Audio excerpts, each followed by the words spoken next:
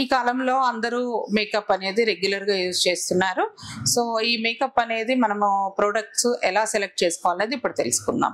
So ఈ makeup అనేది మనకి స్కిన్ కండిషన్ లేదా స్కిన్ టైప్ ని బట్టి సెలెక్ట్ చేసుకోవాల్సి ఉంటుంది. సో ఆయిలీ స్కిన్ ఉన్న వాళ్ళు చాలా రెగ్యులర్ గా వచ్చే కంప్లైంట్ ఏంటంటే పింపుల్స్ వస్తున్నాయి మేకప్ వాడిన తర్వాత అని చెప్తూ ఉంటారు. ఈ పింపుల్స్ రాకుండా ఉండాలంటే మ్యాటిఫైయింగ్ ఫౌండేషన్స్ లేదా నాన్ కామెడోజెనిక్ ఫౌండేషన్స్ అనేవి ఎంచుకోవాలి. అలాగే పౌడర్స్ లో కూడా నాన్ కామెడోజెనిక్ పౌడర్స్ యూజ్ చేసుకోవాలి. అలాగే డ్రై స్కిన్ ఉన్న వాళ్ళు కొంత లిక్విడ్ బేస్డ్ ఫౌండేషన్స్ అనేవి వాడుకోవాలి. దీనిలో కొంత సిరమైడ్స్ కానీ కొంత షైన్ వచ్చే ఆయిల్స్ ఉన్న మాయిశ్చరైజర్స్ ఉన్న ఫౌండేషన్ ఎంచుకోవాలి. దీనివల్ల స్కిన్ అనేది బ్రేకప్ కాకుండా అలాగే క్రాకీగా ఉండకుండా మనకి తెలుస్తుంది. సో వాటర్ బేస్డ్ ఫౌండేషన్స్ అనేవి డ్రై స్కిన్ కి పనికిరావు.